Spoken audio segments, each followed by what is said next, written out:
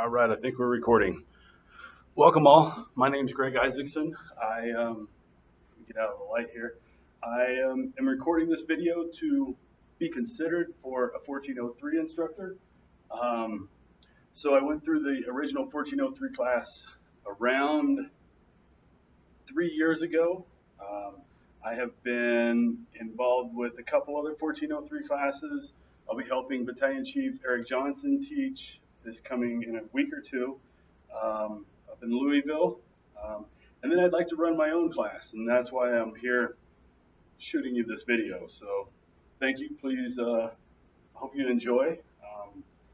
My motivation for teaching this is simply because I've been running a fire academy for the last two years. I've been involved with fire academies for about 5, and I would like to pass it on to trained, skilled staff.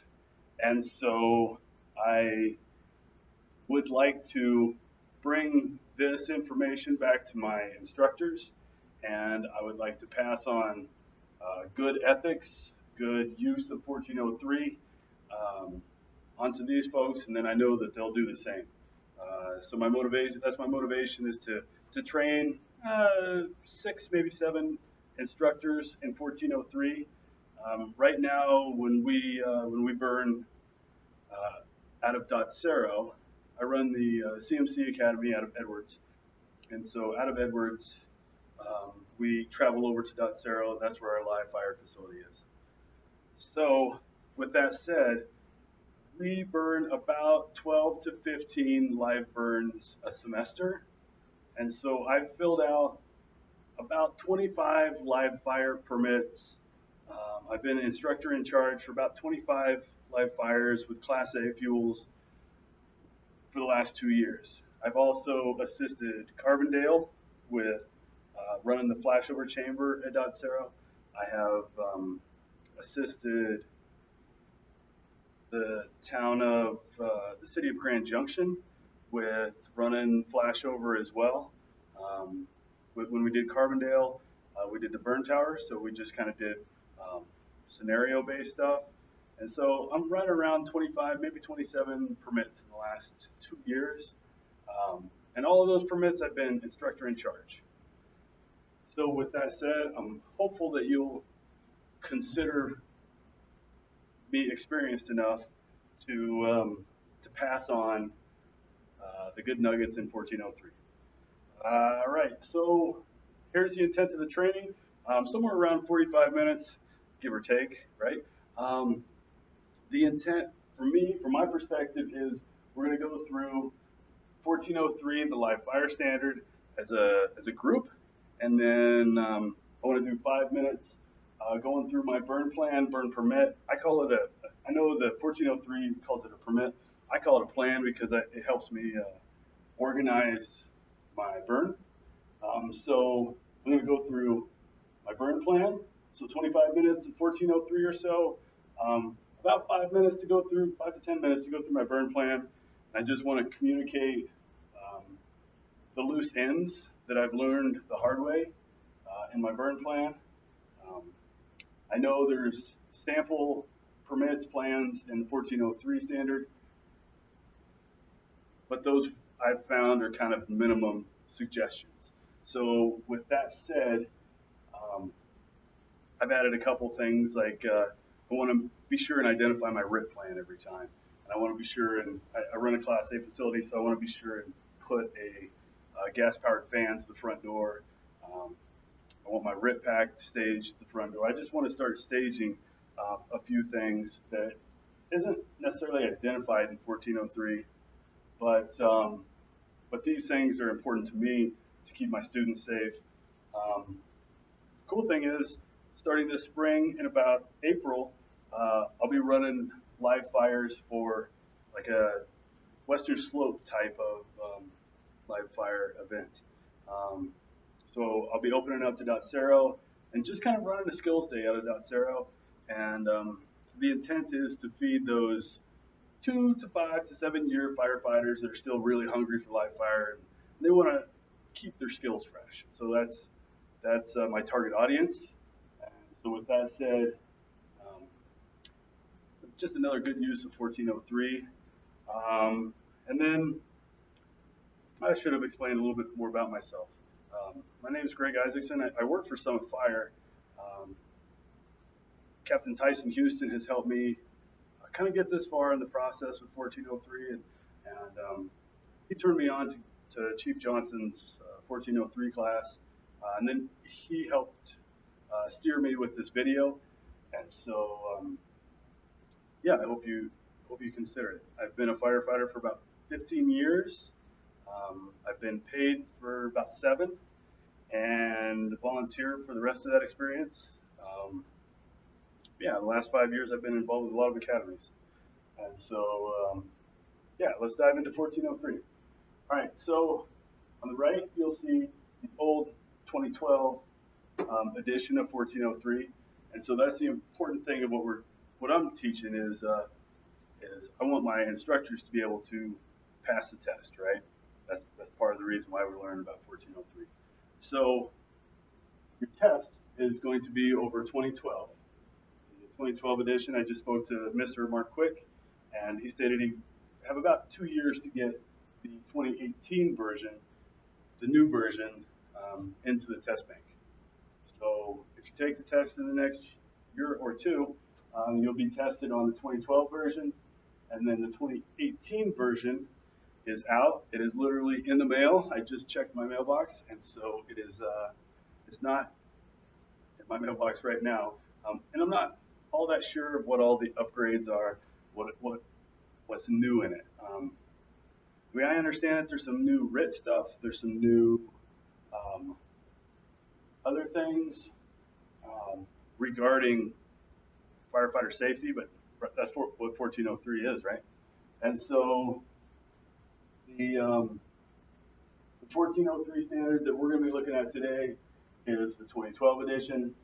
2018 edition is literally in the mail, and so hopefully I have that by the time I teach, by the time I help teach Chief Johnson's 1403 class in Louisville. So I can pass on any stuff, and I can't imagine that the questions are not going to be valid. So regardless, when I get when we put this in front of the chiefs, which I told Mr. Quick that I wanted to do this, record this with the chiefs. Got to thinking about it, and I just wanted to get this training out of the way. And when I'm in a room with a bunch of chiefs talking about 1403, I want to focus on the chiefs, I want to focus on the standard, and I don't want to focus on putting together a video for the state. So that's how I got here. So yeah, let's blaze through 1403. All right, so the scope of what we're doing is 1403 is a guideline that governs us. And it's in the place to help us as instructors and students be safe. It contains minimum requirements for training and all fire suppression personnel engaged in firefighting operations under live fire conditions. Minimum requirements, I think, is the key there. I've been through the standard numerous times. I mean, for instance, the standard requires you to have one instructor for 5 students. I've found that 5 students is too many for one instructor with live fire. In my case, when I have new firefighters, I want 2 instructors for 4 cadets. Right now we're working on cadets. We're kind of growing into the more seasoned firefighters. And so that's one case of a minimum requirement. And realize that this governs us. I think that's important. This is a standard that we're going to be held by if anybody gets hurt. There's been a lot of training fatalities that are super sad. We're going to go through line of duty death at the end of this presentation. And I want to talk about the 2005 Pennsylvania captain that passed away in training. That's a pretty sad story. I know when you look at training deaths, you typically think of the student. In this case, it was the training captain, the guy with the 30 years of experience. So that's why I cherry picked that line of duty death. It's because I felt like not only me, but the chiefs that I plan on putting in front of this can learn from And when I bring it back home, when you guys bless me to lead my 1403 classes in the future, I can bring this back home to my instructors. Hey, we need to step back. We always, this environment is dangerous for us as well. Okay? All right. So let me get a drink, and then this will be the only slide that I'm going to read to you.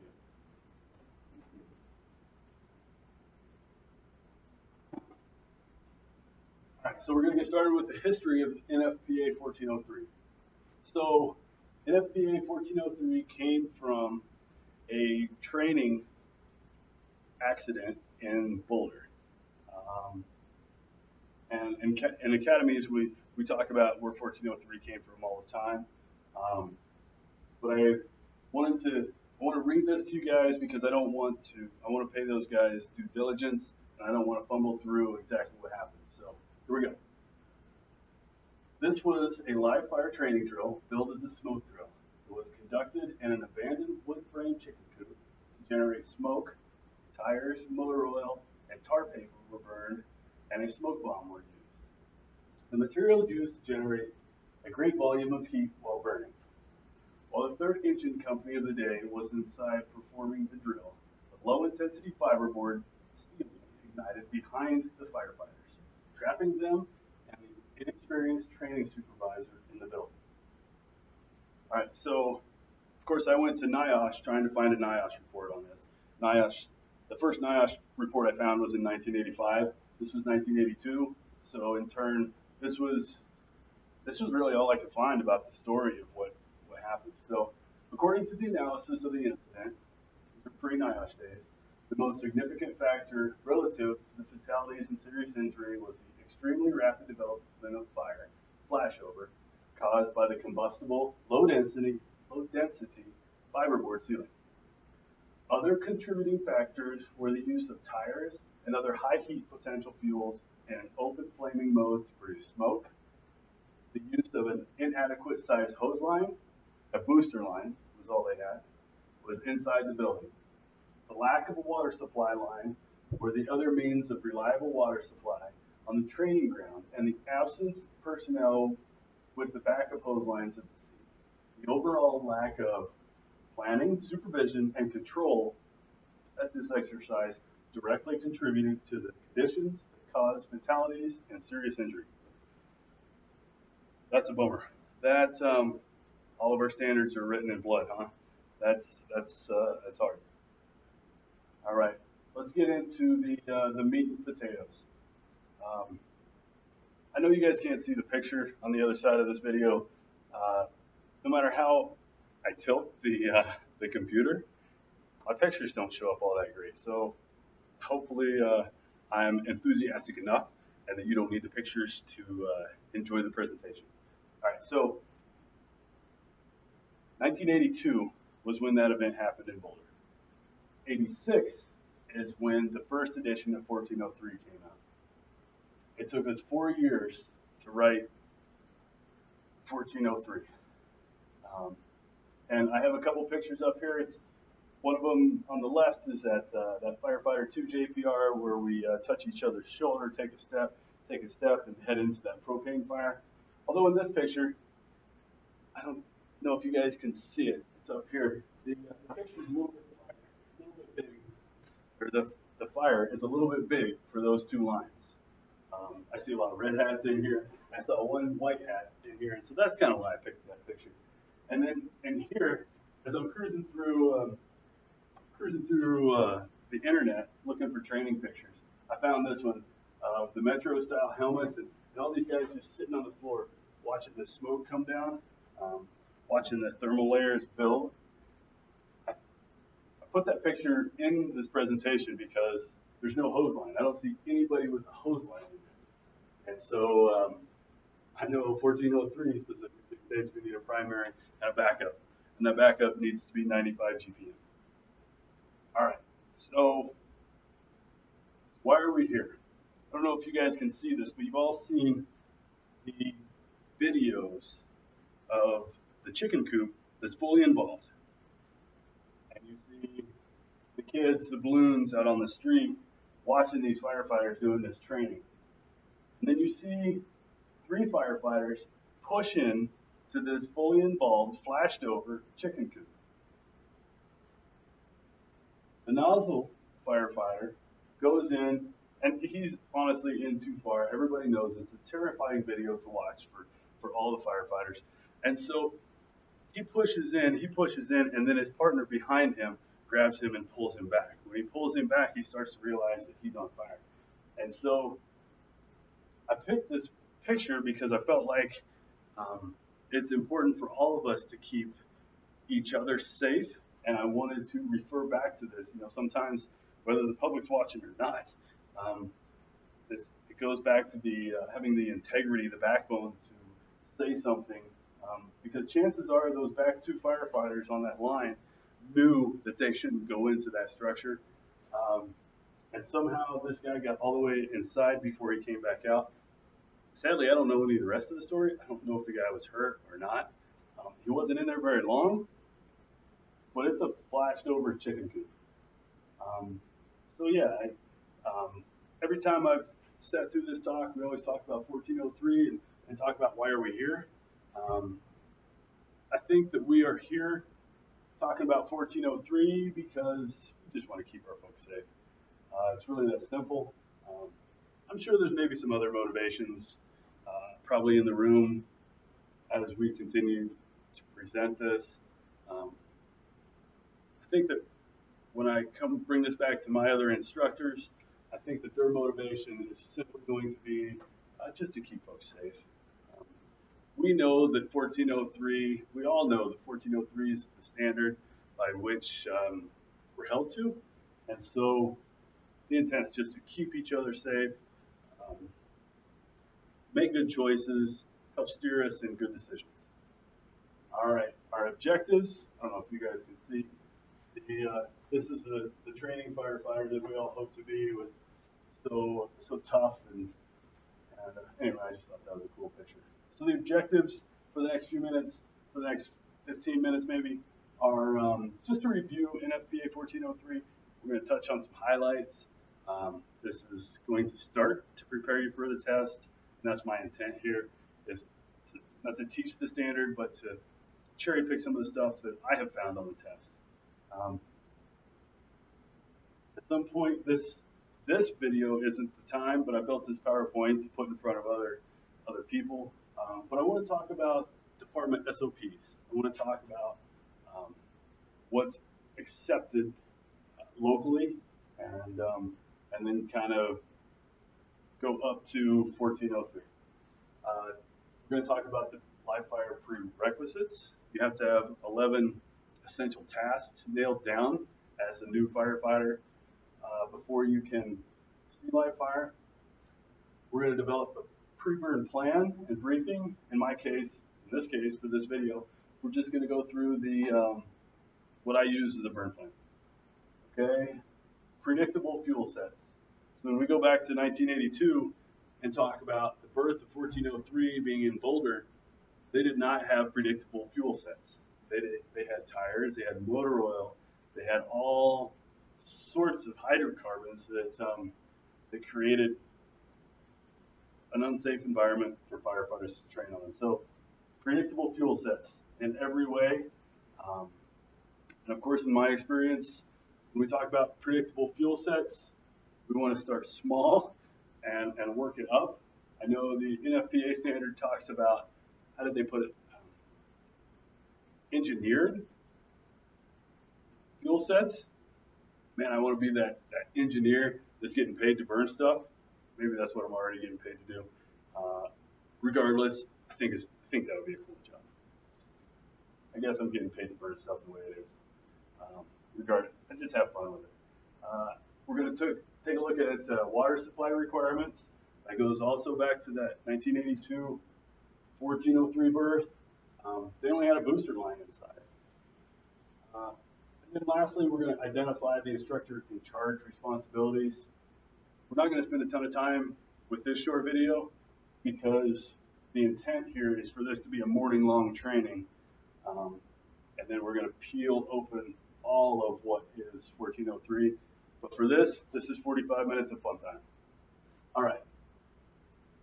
So my motivation for teaching this is to get people the 1403 cert and get their feet wet with 1403. So to get 1403, the certification, there's 6 JPRs. I don't know if you can't read those. That's a bummer. There's 6 JPRs that we're going to accomplish in class. We have a task book that has to be initiated by a training chief. And then finally, you'll have a written exam that'll look no different than any of your other state exams. It'll be presented with the same stuff. It's not a hard exam, but you've got to sit down with 1403 for a little while before you take the test. All right, I'm gonna get a drink.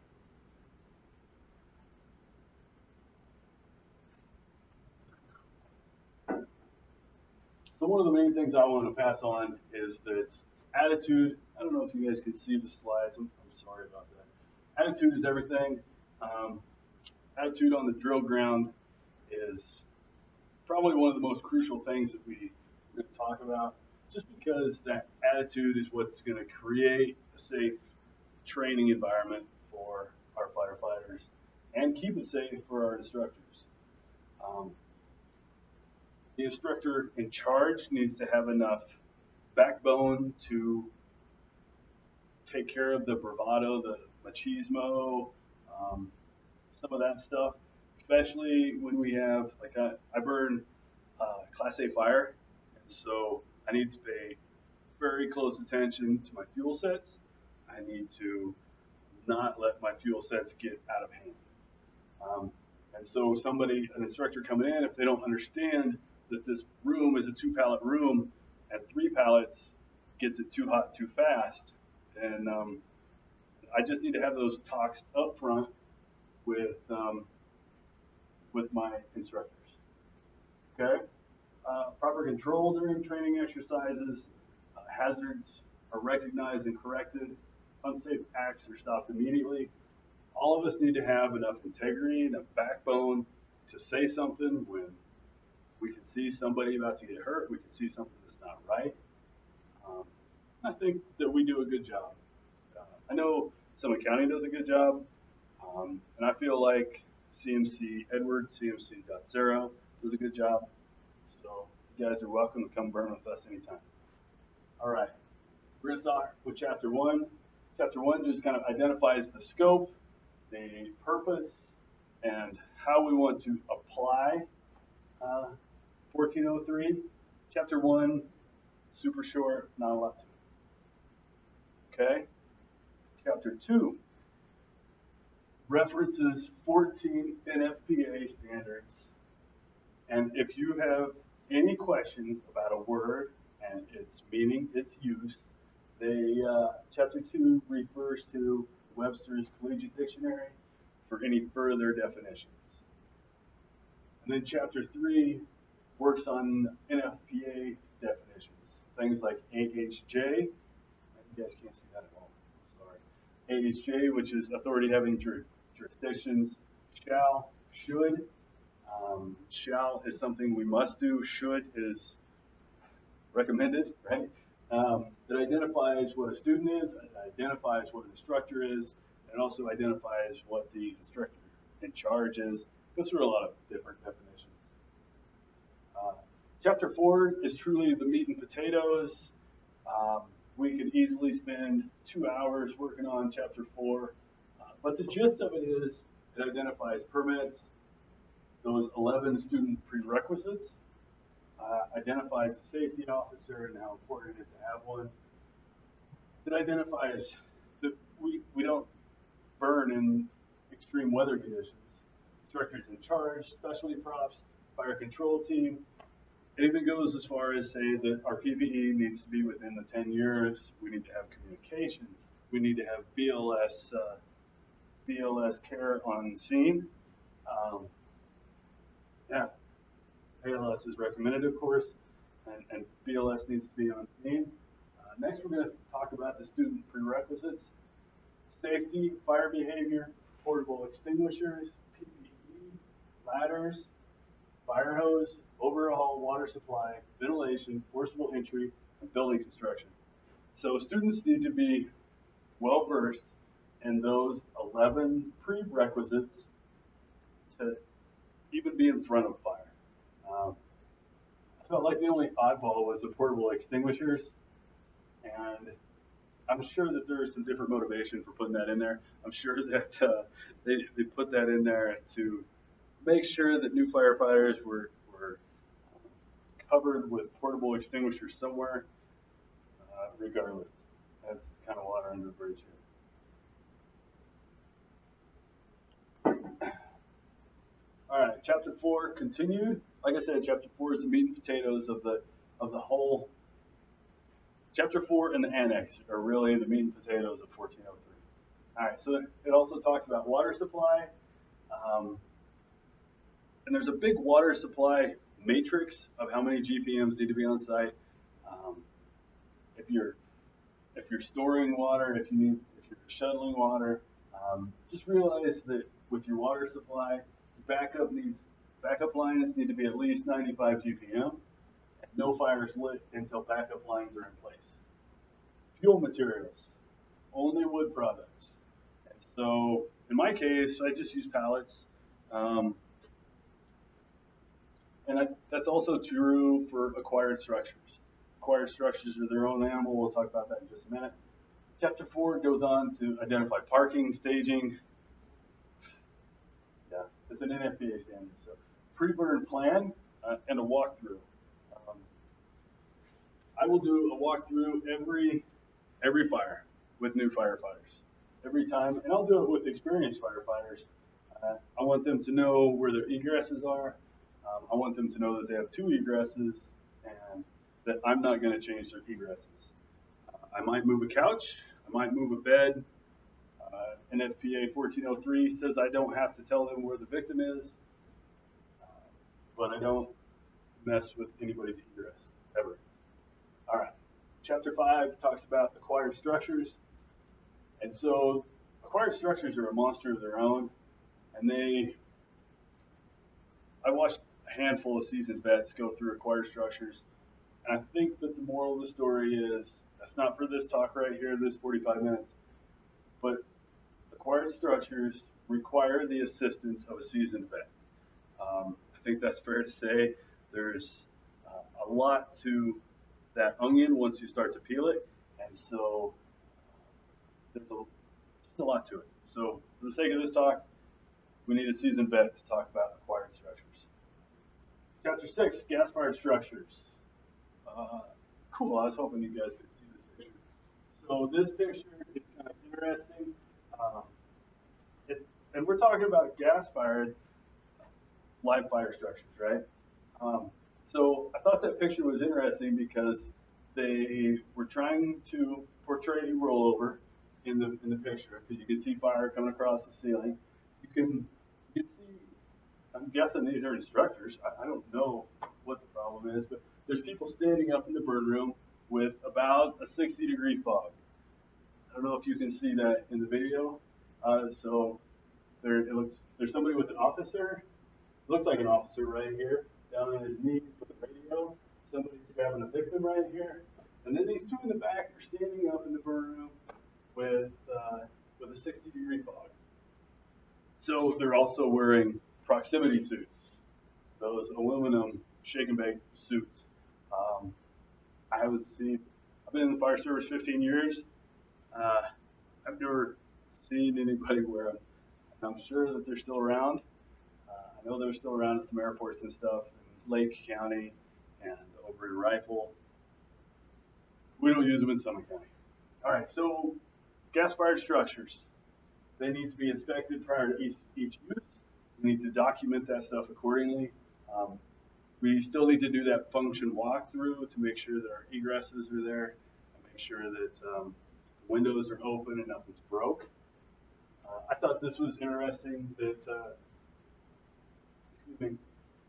gas-fired structures shall not be lit manually. So it needs to be like a remote piezo type starter.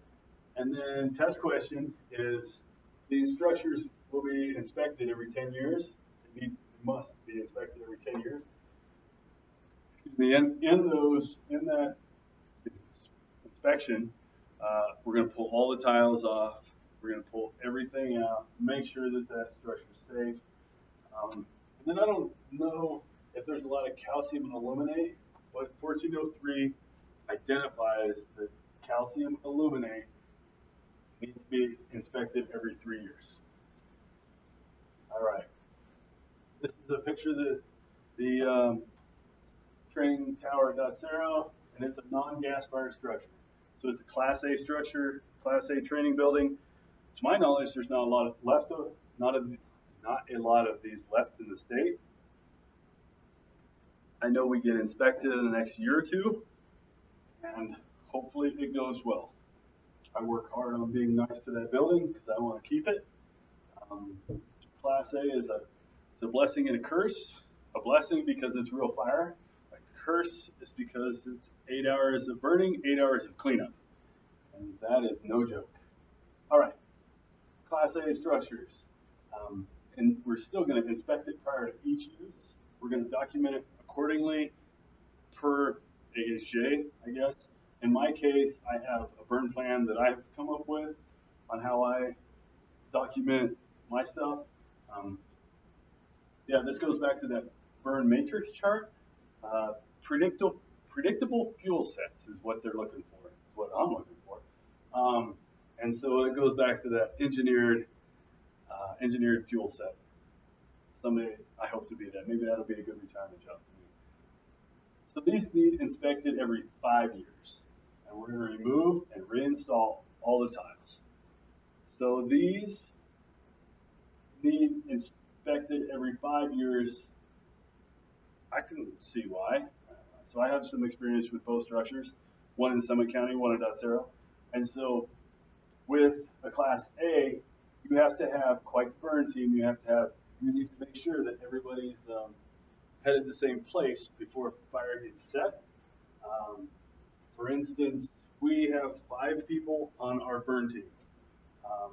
We'll have a pair down below, a pair up above, and then we'll have a burn boss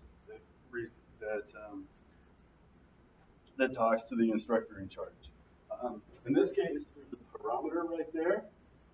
I know that I don't want this room more than 650, most of these rooms more than 650 at the ceiling.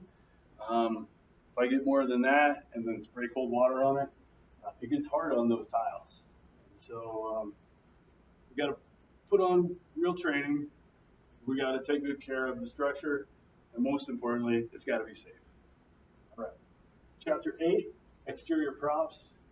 And so 1403 talks about exterior props, and it just talks about designing it for specific evolutions. And then we need to evaluate it and document that annually. So every year we need to touch our specialty props, make sure they're safe for our folks, and document that stuff. I don't know if you guys can see the picture, but this is again that Firefighter 2 JPR, where we have 2 hose teams. We tap each other on the shoulder, step. Well, so in this picture, we have 2 hose lines that are just kind of a solid stream, and so I don't know. I guess it's easy to pick apart somebody else's armchair quarterback this stuff from the back seat, but I guess I was taught to open it up to that 60-degree fog.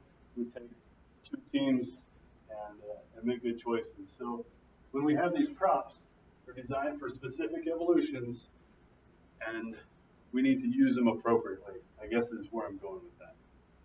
Cool. Chapter 9 is reports and records.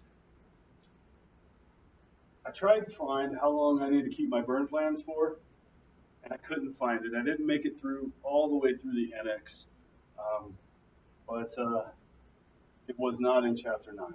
So I just plan on keeping my burn plans for about 7 years or so. All right, Annex A. Annex A is, that's where a lot of this stuff is. So half of the NFPA standard, let's say it's probably 8-10 pages, is this Annex A. And it just explains a lot of stuff. It's a ton of bonus material.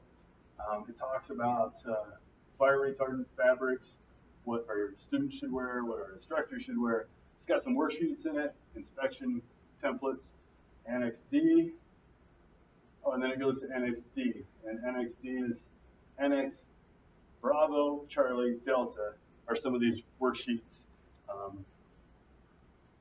Some of these worksheets that are good minimal standard type stuff. Cool. And then let's go back through the objectives. This was a little quick, 36 minutes in. Hopefully we touched on 1403. We established safe procedures for training SOPs. We talked about live fire prerequisites, those 11 topics that we have to be proficient in. We developed a pre-burn plan and a briefing, predictable fuel sets. When you're talking about Class A fuels, it's always about predictable fuel sets. Water supply requirements, different trainings are going to require different things. And the way this kind of talks about it is, it's the responsibility of the instructor in charge and the safety officer. And then this also identifies the instructor in charge responsibilities. I've already went a little bit long, so I'm not going to go through that.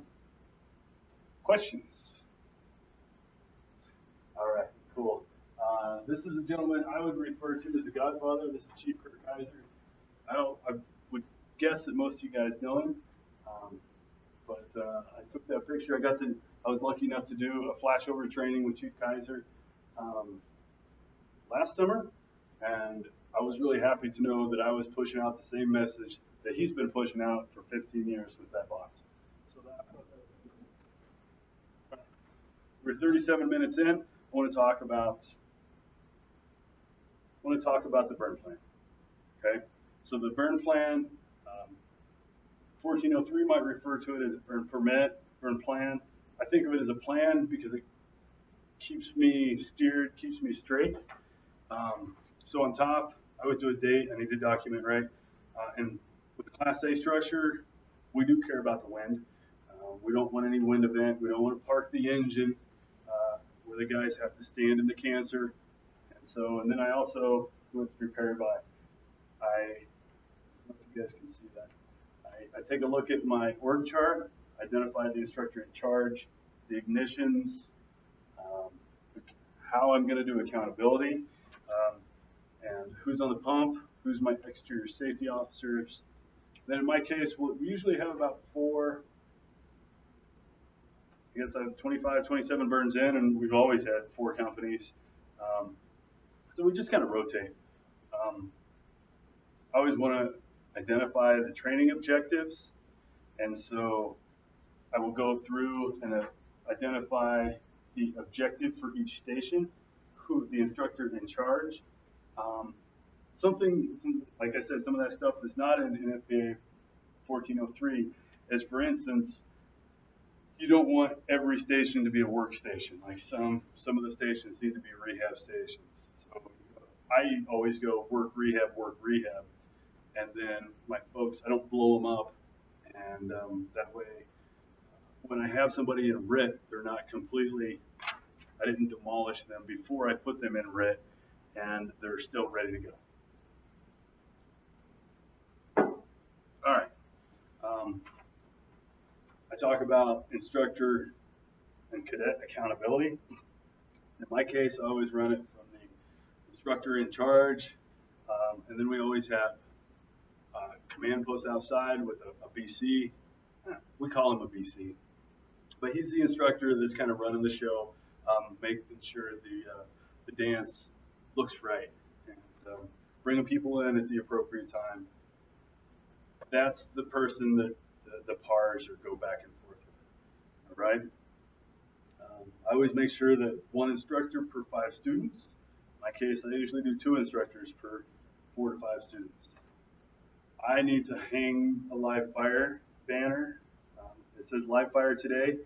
I need to hang this banner up on top of the training tower because I'm 100 yards from I-70. I do a function check. I walk through the building. I clear the structure.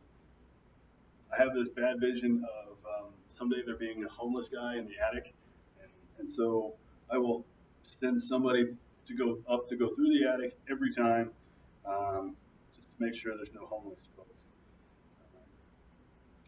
Walk through, I always identify 2 egress points. With new firefighters, I don't let them on the 3rd floor. So they'll hang out on the 2nd floor, and they'll have the 2 egress points, and then they'll have ladders as they throw them. In my case, I need to check in with Vail Dispatch, so that way people are going to call from the interstate, and so I'll call Vail Dispatch. I will also call Medic 5 and ask. Medic 5 is a local ambulance, and I'll ask them if they want to come over. Sometimes they do, sometimes they don't. Regardless, we have some BLS equipment there on the engine. We have some BLS on site. So I always talk about the EMS plan. I want to teach good habits, so I always talk about the evacuation signal. In our case, it's the continuous air horn. I always talk about pass alarms and how they're real. 1403 talks about that. I always talk about buddy checks. I think even seasoned guys need to do buddy checks. Then I always talk about maydays. Maydays are always real. We don't do pretend maydays with live fire. We talk about trigger points, and when we call maydays, we talk about lunar and how our mayday sounds. And so we'll talk about the air, the loss, the entanglement. So the thing I want to pass on to our instructors as the instructor in charge is if Mayday's called on the radio, then all the fires get put out. The RIT team starts the fan out front, starts to clear the structure, and starts to come up with a plan for what we're doing. So we'll do that. We'll talk about that. We'll talk about the RIT plan. We have a gas fan out front, and then we have RIT bags that hour-long, 45-minute long bottle. Then who's going to start the fan? Who's going to throw ladders? So all that stuff's nailed down before the fires get lit. NFPA 1403 talks about how we never have live victims and no victims ever in bunker gear. The dummies that you find have been put there by your instructors, so treated accordingly. A lot of times I'm training new folks, so I'll take the time to talk about heat cramps, heat exhaustion, and what heat stroke looks like, because sometimes our new folks, they want to push a little hard, and I just want them to recognize when another student isn't doing well. Identify communication channels. Who is running the ignition ops team and who's running command? Are they on the same channel? I always talk to the instructors about the parameter, and then what temperatures not to exceed on the parameter. Talked about predictable fuel sets. I talk about, this Division 1 room can handle 3 pallets at a time for a start, and then up top it will only handle 2. So I'm working on getting skids together so that way we can pull the pallets in and out. That way our folks don't have to go past fires. Our folks don't go past fires to put out another fire. But I don't want to teach not putting the fire all the way out. And that's, of course, the hindrance of one of the curses of a Class A building. All right. I talked to the instructors about water supply and how our backup lines are set up, how we need to have that 95 GPM nozzle on our backup lines. For the longest time, when I first started participating over at that training tower, I was told to leave remaining fire to cool and dry the room.